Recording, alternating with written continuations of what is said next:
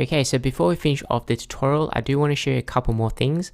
For example, how to add in a new page and use the layouts, as well as updating your theme. So to add a new page, we can hover over here on the top and then click on page. And then we can add in a new title. So for example, I'm just going to name it service 1 and then click on publish, publish again, click on the title again, click on the link, and then we can turn on the builder. And then over here next to the modules, we can click on blocks, and then we can scroll down and we can use one of these blocks to sort of speed up the process of creating a website. So for example, we like this over here, we can click it and drag it and just drop it into our row. Okay, so the reason why I didn't show you guys this earlier is because if you didn't know how to use the builder, then you're going to find a hard time sort of using the templates because you don't know how to arrange things and don't know how to design it and things like that. So now that you do, then this is going to be really easy. So we can click into it and then we can change it just like that. So really simple. And you can hover over here and then click on styling to change your image and things like that. So we can click on done. So they've got some nice sort of templates as well, blocks. So for example, the FAQ sections, which you can use and change the text.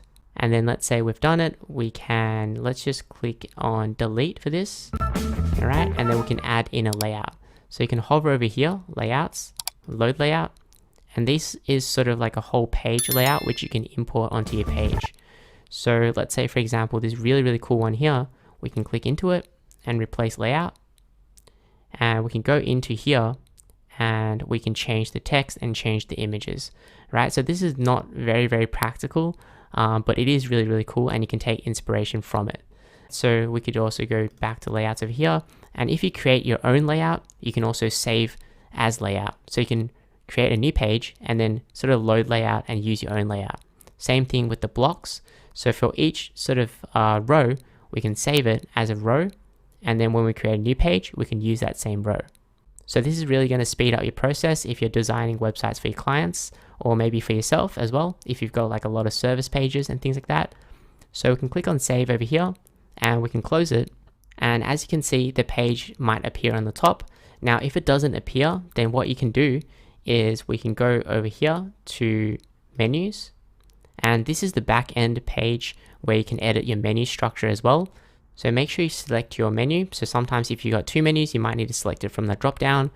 And here we can click on the pages and we can add it to our menu. So because we've selected auto add pages, then it automatically will add new pages once you create it. So you can create like a drop down or anything like that.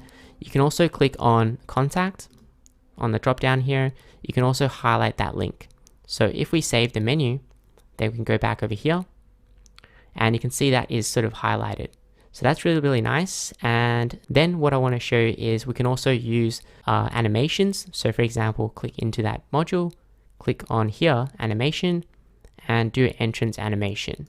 So for example, we can set it to fade in like that. And then we can do the second one, another animation to fade in as well. So normally you want to keep this very simple. You don't want to over animate your website. So we're going to set a delay, a 1 second delay. Click on done, second one over here, animation, set this one to fade in as well. And for the delay, it's going to be 1.5 seconds. So you've also got all these different types of modules which you can use as well, but don't go crazy because adding too many animations is going to make your website slower. And if you don't do it sort of nicely, it's going to look a little bit spammy. So I don't really recommend it too much. We can click on save and then we can close it. And that's going to look really nice. So another thing I do want to show you guys, maybe we can go over here and turn on the builder. I think this is a really great way to keep your website consistent, and that is to use the copy styling function. So for example, if you want to copy this button over here, we can click on the copy. Okay, now if you have, let's say you're creating a new button on another page or anything like that, when we drop in a new button, let's say for example, drop that in and pretend this is a new page, and then we put that in, right? So we can obviously reconfigure it, but that's probably the slow way. We can click on done. We can hover over here, hover over the 3 dots and paste the styling. And that's gonna sort of keep that same styling. And then all you need to do is change the text and also the link. all right, so that everything's going to look super consistent with your website design.